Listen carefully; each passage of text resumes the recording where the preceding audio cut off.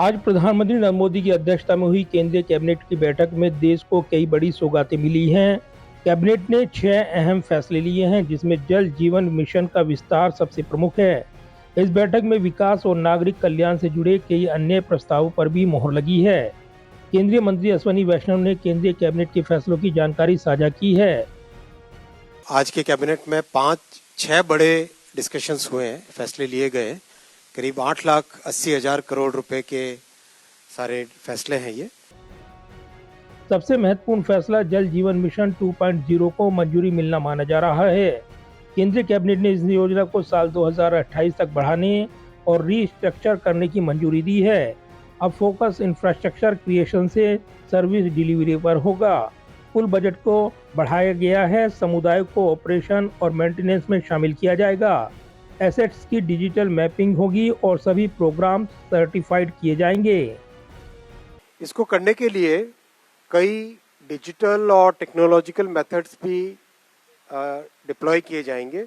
सारी एसेट्स की digital mapping होगी कंप्लीट।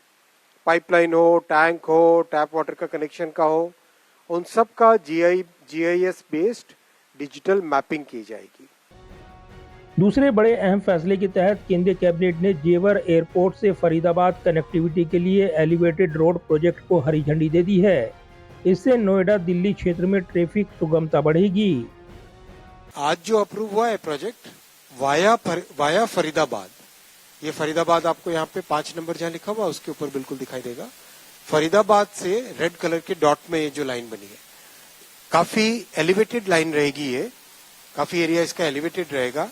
ये रोड लाइन, तो ये रोड काफी एरिया में एलिवेटेड रहेगा और ये जेवर एयरपोर्ट को फरीदाबाद के एरिया से कनेक्ट कराएगा। वहीं कैबिनेट ने अपने एक और महत्वपूर्ण फैसले में मुदिरे एयरपोर्ट तमिलनाडु को अंतर्राष्ट्रीय हवाई अड्डा घोषित करने का प्रस्ताव मंजूर कर लिया है।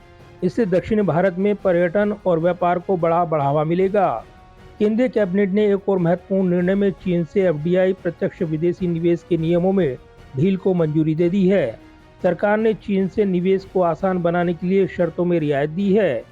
केंद्रीय कैबिनेट ने इसके अलावा इंफ्रास्ट्रक्चर, रेलवे और रोड सेक्टर में अन्य प्रोजेक्ट को भी मंजूरी दी है, जिससे कुल निवेश 8.8 लाख करोड़ रुपए के आसपास पहुंच गया है। केंद्रीय मंत्री अश्विनी वैष्णव ने प्रेस कॉन्फ्रेंस में कहा कि केंद्रीय कैबिनेट के ये फैसले आत्मनिर्भर भारत और विकसित भारत के संकल्प को मजबूत करेंगे। जल जीवन मिशन अब सस्टेनेबल और कम्युनिटी बेस्ड बनेगा। इस जल जीवन मिशन का आज 2.0 वर्जन अप्रूव हुआ। 1.0 वर्जन इतना महत्वपूर्ण, महत्वाकांक्षी, इतना बड़ा प्रोजेक्ट था। करीब 13 करोड़ परिवारों तक पहुंचा नल से जल। बहुत बड़ा फोकस रहेगा कम्युनिटी को इन्वॉल्व करना। स्टेट्स के माध्यम से ही ये प्रोजेक्ट पूरा अब तक इम्प्लीमेंट हुआ है।